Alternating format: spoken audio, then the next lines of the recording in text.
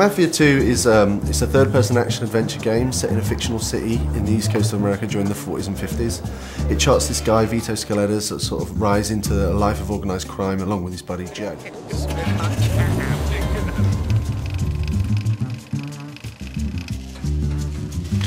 What is it that you want?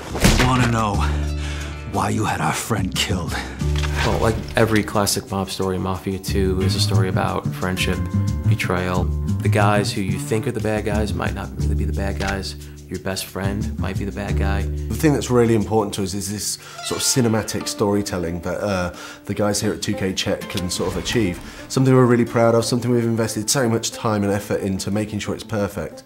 We want to present the whole game in a Hollywood film-like style, and visually it looks amazing, but it's the story that's the most important thing for us. It starts off with, it's just about Vito, and then the first guy you meet is Joe. He's Vito's best friend, and then you'll meet Vito's mother and sister right away. Vito, my boy. My boy's home. Vito's a nice guy, he has strong morals, he doesn't kill people because he wants to, he kills because he has to. He just wants to get a bit of money, a bit of respect and a bit of power. Vito doesn't aspire to be the Don. Here's your 300 bananas. I'm taking my cut as the middleman. Next time, you're on your own. All right. Thanks, Joe. When I first got the first version of the script, one thing that really stuck out was that it was a buddy story. It wasn't just one guy on his own doing what he wants. Like I said, I know people. You get all the official paperwork tomorrow. Joe's sort of a shoot first, sort of ask questions later sort of guy, you know. Joe is the guy who comes up with the schemes and or tries to come up with the schemes, and Vito kind of makes sure that they both don't get arrested or killed. Joe just makes some pretty dumb decisions through the story, you know, and Vito is just left to sort of like deal with that and sort of get Joe, his best buddy, out of these scrapes. Don't worry, I thought of everything. I got these phone company uniforms so we can pretend to be fixing something. Sounds a little too simple.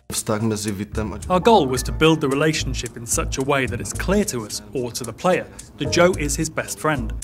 Something like family, if not even more.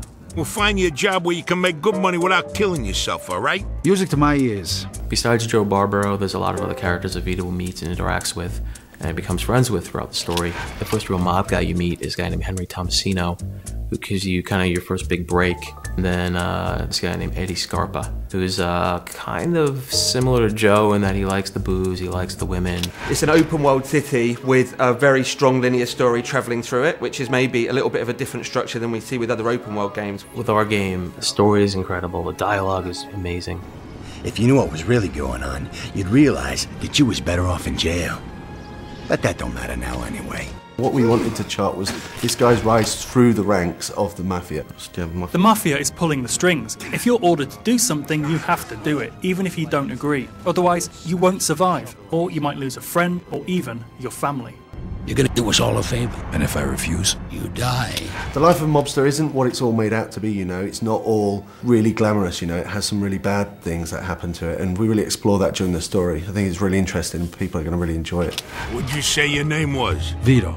I need someone to give him a little nudge. $10 a man. What if someone makes a fuss? Well, then you'll have to convince him otherwise.